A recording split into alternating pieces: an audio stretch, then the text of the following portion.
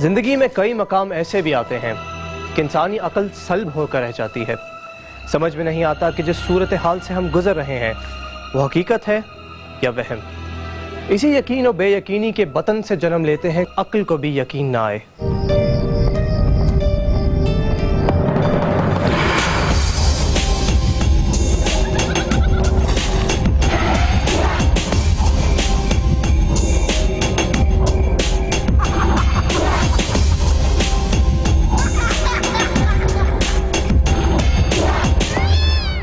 हज़रत इंसान अशरफुल मखलूक़ात कहलाते हैं, लेकिन बाज़ औक़ात ख़ुद को बहुत मजबूत और तरक्की याफ्ता समझने वाला इंसान कुछ ऐसे ही नाकाबिल यकीन वाक़यात की ज़द में आकर अपने होश व हवास खो बैठता है।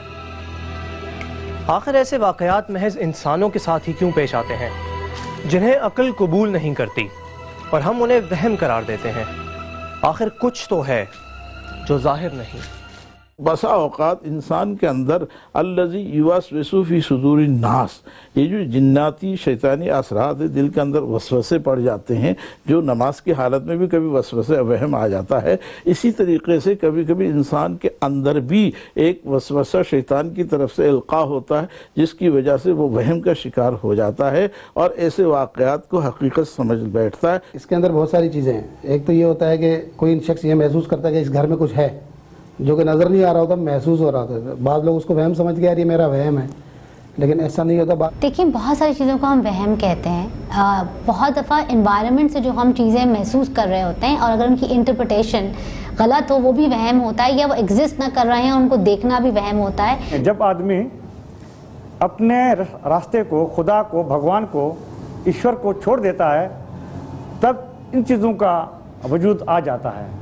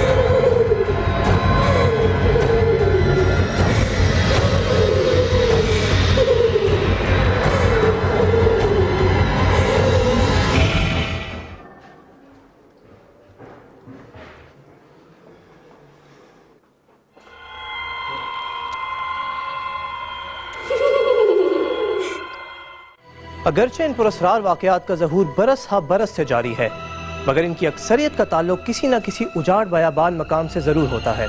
अमूमन लोगों की आमदोरफ्त से आरी मुकामात इस नौइयत के वाक़यात का मरकज़ होते हैं। कहीं इन वाक़यात की पुरस्कारियत का सबब इनकी वीरानी तो नहीं, जहाँ जाकर हमें एक अजीब सा एहसास घेर लेता है, एक ऐसा एहसास जिसे बयान करना लफ्ज़ों के बस की बात नहीं। इन वाक़यात, इन जगहों पे जहाँ पे बहुत क्वाइटनेस हो, खामोशी हो, तन्हाई हो, बाज़ वक़्त सेंसेस बहुत ज़्यादा काम कर रही हो, तो उसमें कभी ओवर स्टिमुलेशन ऑफ सेंसेस भी होती है। और ये ओवर स्टिमुलेशन जो होती है बाज़ वक़्त उस खौफ की बिना पे भी होती है जो हमारे दिमागों में ऑलरेडी मिथ्स के ज़रिए पड़ा होता है कि जंगलों में जिन भूत होते हैं। जो पुरस्कार जगहें हैं, जिन्नात, वहाँ जिन्नातों का कब्ज़ा होता है। जिन्नात वहाँ पर असरअंदाज होते हैं। वो जिन्नात जो हैं जब लोग वहाँ से गुजरते हैं वो जिन्नात उनके ऊपर अटैक करते हैं। जो अटैक करने की सूरत में जो है वो उनके साथ जो भी हादसा होते हैं वो रूनुमा होते हैं। वीरान जंगल है या खाली मकान है या भूत बंगला जिसको हम कभी कभी कह देते हैं, ये वो असल में वो खबीस जिन्नात हैं जो उनमें बसेरा करते हैं। जहाँ जाते हुए अंदर से एक खौफ सा हमें महसूस होता है। ये उनके मस्कन होते हैं जहाँ उनके असरात भी नज़र आते हैं। इन वीरान जगहों पे वाक़यात होते हैं, मगर जो अकीदे में, अपने इरादे में कमज़ोर होता है तो उसके पास ये हकीकत हो जाती है। और जो अपने अकीदे पे कायम है, मज़हब पे कायम है या किसी खुदा पे रखा हुआ है, उस पर कभी नहीं हो सकता।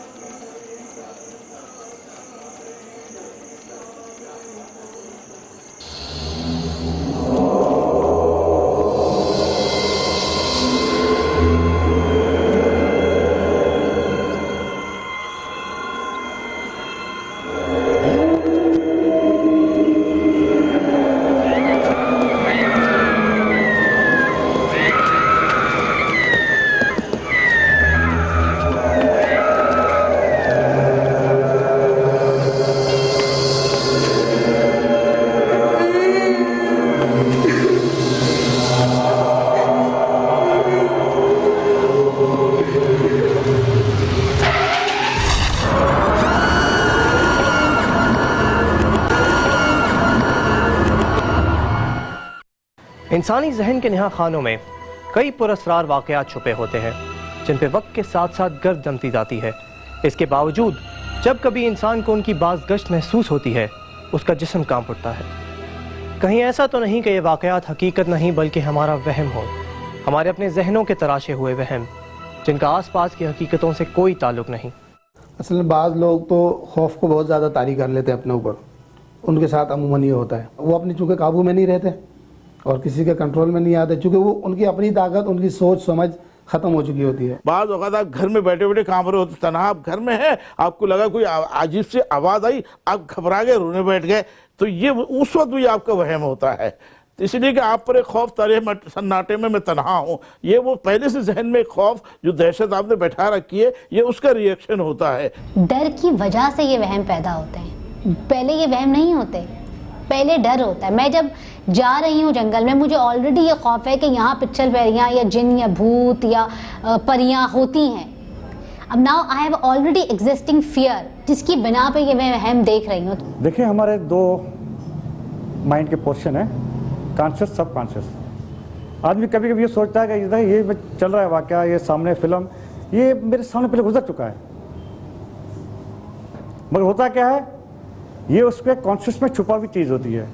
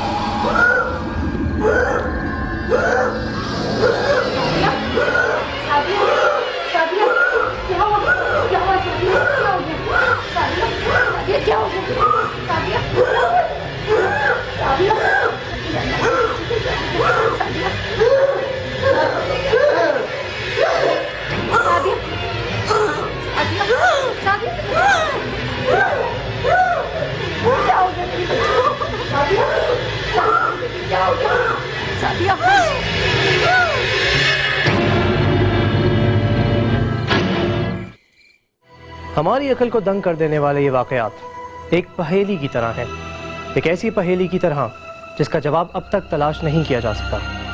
तरफा तमाशा ये कि जिस शख्स के साथ ये वाक़यात पेश आते हैं, खुद वो भी इन वाक़यात की कोई अकली तौजी पेश करने से कासिर रहता है। जिस शख्स के साथ हो रहा होता है, उसका दिमाग, उसकी आंखें, उसकी कोई चीज़ उसके कंट्रोल में नहीं होती, वो तो फैसला उसकी समझ ले गुम हो चुकी होती है उस वक्त। देखिए, जब एक्सट्रीम फियर, एक्सट्रीम पेन, कोई भी चीज़ एक्सट्रीम पर होती है तो रजिस्ट्रेशन ऑफ माइंड बहुत कमज़ोर होती है। अब बाज़ औक़ात मरीज़ कहते हैं कि जी मुझे जब बहुत ज़्यादा दर्द था, उस वक्त मुझे याद ही नहीं कि क्या हुआ। तो ये भी माइंड का एक अपना प्रोसेस होता है कि जब एक्सट्रीम कोई चीज़ या इमोशन चल रहा हो तो रजिस्ट्रेशन प्रोसेस वीक होता है। उसका रीज़न दे नहीं पाएगा नहीं, ये इसलिए दे पाएगा कि ये वाक़या उसके माइंड के अंदर, दिमाग में छुप गया। उसको रीज़न देगा ये वाक़या कैसे हुआ, क्यों हुआ मेरे साथ, क्यों का जवाब उसके पास नहीं मिलेगा।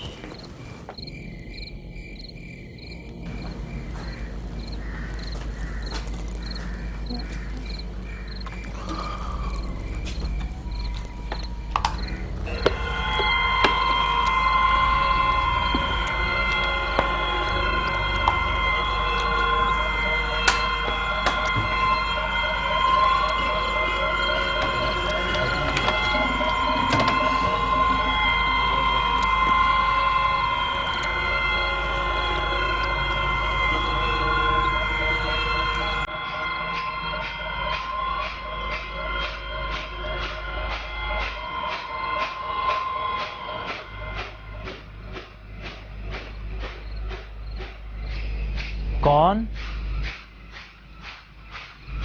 कौन है?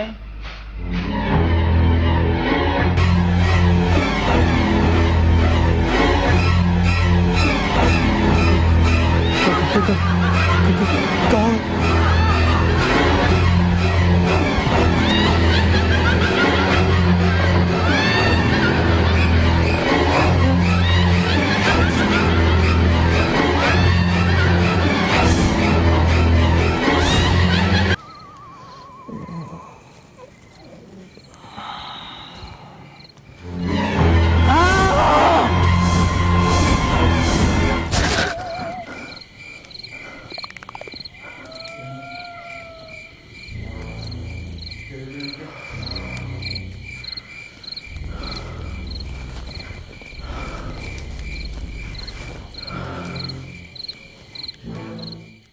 बाज़ औक़ात हमारा वहम हमारे आसाब पर सवार हो जाता है। हमें यूँ लगता है जैसे किसी ने हमें धक्का दिया हो। कभी हमें अपने कानों में कोई सरगोशी सुनाई देती है, तो कभी कोई आहट हमें किसी की मौजूदगी का एहसास दिलाती है। लेकिन पलट कर देखने पर सूरत हाल बिल्कुल मुख्तलिफ हुआ करती है। आखिर ये तज़ाद क्या है? अल्लाह ने हुजूर अकरम सल्लल्लाहु अलैहि वसल्लम को 2 सूरतों की तलकीन फरमाई है ऐसे हालात के लिए, जिनको हम सूरतुल मुआवज़तैन कहते हैं, यानी कुल आऊज़ु बिरब्बिल फलक़ और कुल आऊज़ु बिरब्बिन नास, जिसमें ये आयत मैं जो आपके सामने कोट कर रहा हूँ कि पनाह मांगने की तलकीन की गई है। कुछ चीज़ें ऐसी होती हैं जो उसकी फिजिकल रिजल्ट नहीं होती।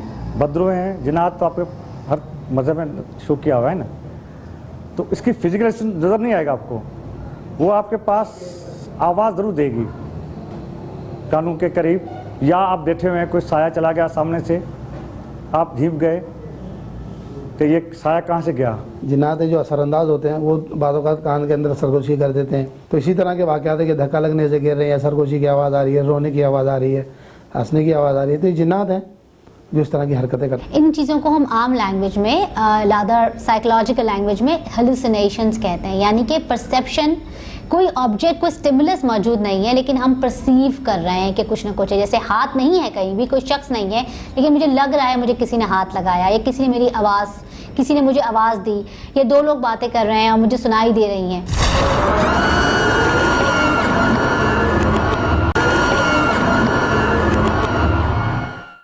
बाज़ औक़ात ये तोहमात हमारी ज़िंदगियों पर इस हद तक असरअंदाज हो जाते हैं कि हम ज़िंदगी भर इनके असर से नहीं निकल पाते। सवाल ये पैदा होता है कि क्या इन वाहमों का हमारे मजहब से कोई ताल्लुक़ है, और अगर है तो क्या? वहम और ये तो अलग-अलग कैफियतें हैं लोगों की, इसका मज़हब से तो कोई, इसको तो आप एक एज बीमारी ले लें कि किसी को बीमारी है, इसको बीमारी के तौर पे आप वो कर सकते हैं। मज़हब से तो इसका कोई ताल्लुक़ नहीं। वहम में और जिन्नाती असरात में थोड़ा सा हमें तफरीक करना होगा। वहम जो होता है उसकी कोई बुनियाद नहीं होती, बदगुमानी की बुनियाद पर भी कभी कभी हम वहम कायम कर लेते हैं। इज्तनबू मिनज़्ज़न्नि, कुरान करीम ने कहा बदगुमानियों से बचो, यानी बदगुमानी भी वहम की एक कबील है। I do not believe on those kind of जिन भूत, बट साइकोलॉजिकली तो है ना।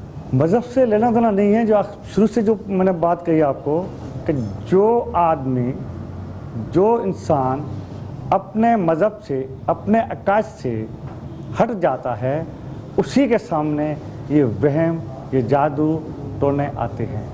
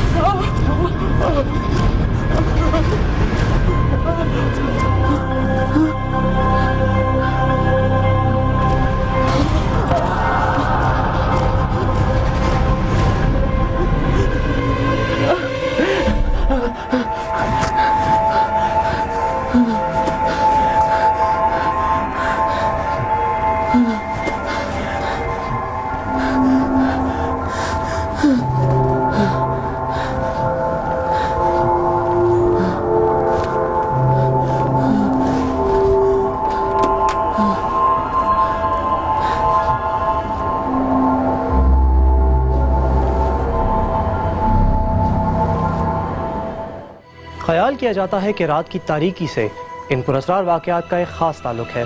रात की तारीकी में होने वाले अक्सर व बेशतर वाक़यात इस ख्याल की तौसीक भी करते हैं।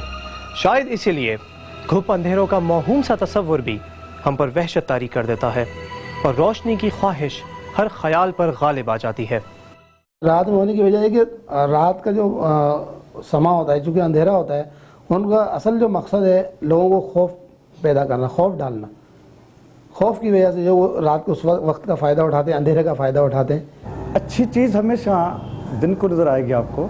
जो टाइम 12 से 3 बजे तक होता है उस वक्त एक लोगों पे खौफ होता है। देखिए, रात से मुराद है क्वाइटनेस। बहुत सारी चीज़ें बहुत मध्यम हो जाती हैं। जब ये सब चीज़ें मध्यम हो जाती हैं और मेरी लोनलीनेस, मेरा खालीपन बहुत ज़्यादा बाहर नज़र आने लग जाता है, तो ये सेंसुअली भी हम इन चीज़ों को फील करते हैं। आमतौर पर हदीस में ये बात समझ में आती है, हदीस से जिन्नात जो रातों को सफ़र करते हैं, वह सन्नाटे में सफ़र करते हैं, उस वक्त वो उनके लिए दिन की कैफियत होती है, उनके आमदरफ्त बढ़ जाती है। मुमकिन है उनमें से, जैसा कि मैंने बताया, अच्छे और बुरे जिन का जिक्र किया है, तो बुरे जिन के असरात की वजह से हम खौफजदा हो जाते हों।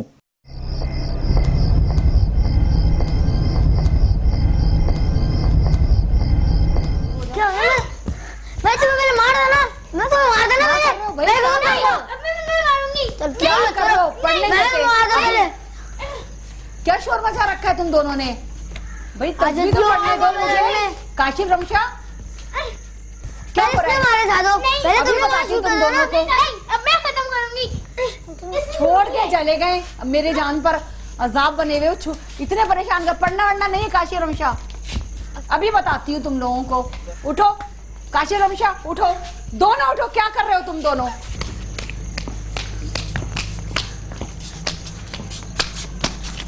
खबरदार जो यहां से हिले।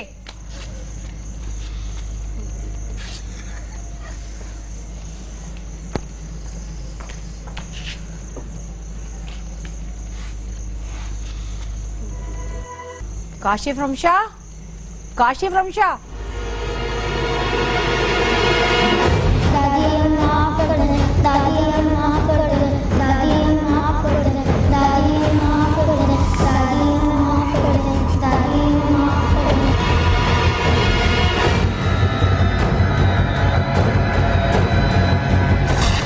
दादी माफ कर दे, दादी माफ कर दे, दादी माफ कर दे, दादी माफ कर दे, दादी माफ कर दे।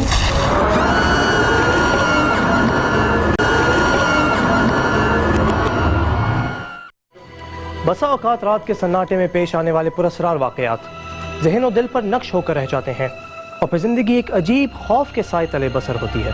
कुछ लोग इन वाक़यात की ताब न लाते हुए अदम आबाद का सफ़र इख्तियार करते हैं और कुछ लोग अपना ज़हनी तवाज़ुन ही खो बैठते हैं।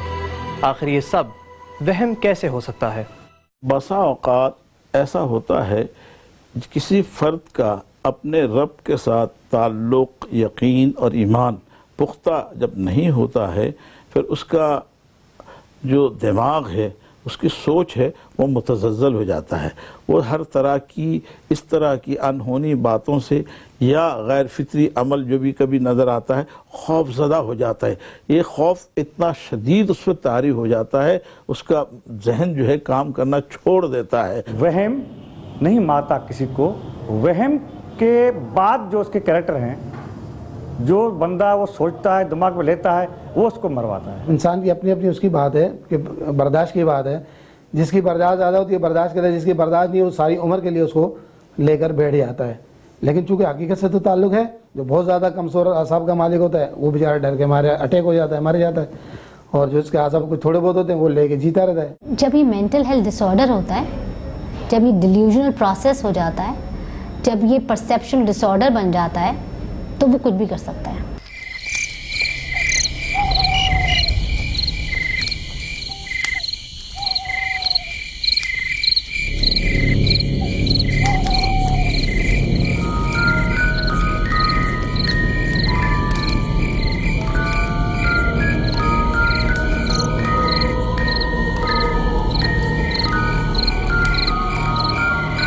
ये तो मुझे कहाँ ले आए?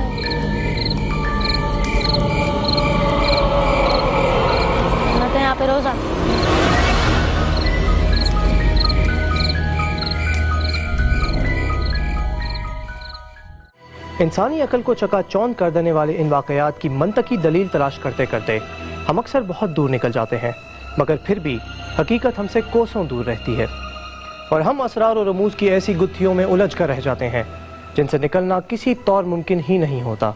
जो वाक़यात आपके साथ हो रहे हैं, जो शख्स जो जिन्नात आपके साथ वाक़यात कर रहा है, जो आपके साथ जो आपको दुश्मन बना है, वो आपको नज़र नहीं आ रहा, तो इस वजह से आप उस पर रीजनिंग पे आप पहुंच नहीं पाते। ये ज़ईफ़ुल एतक़ादी यानी कमज़ोर अक़ीदे की वजह से होता है। जब बंदे का अक़ीदा इतना मजबूत होगा, वहम का उसकी ज़िंदगी पर कोई असर नहीं होगा। देखिए बात यह है कि मिथ है ना, ये स्टिग्मेटाइज बहुत है, इसलिए भी हम बहुत ज़्यादा वाइज में उलझ जाते हैं। Why this, why not, why मुझे क्यों हुआ, ये क्या होता है, ये नहीं हो सकता। ये हमारी सोच है ना कि ये क्यों हुआ तो ढूंढ रहे हैं, और क्यों का जवाब इंसान के पास नहीं है। इंसान चक्कर में जाएगा, फंसता जाएगा।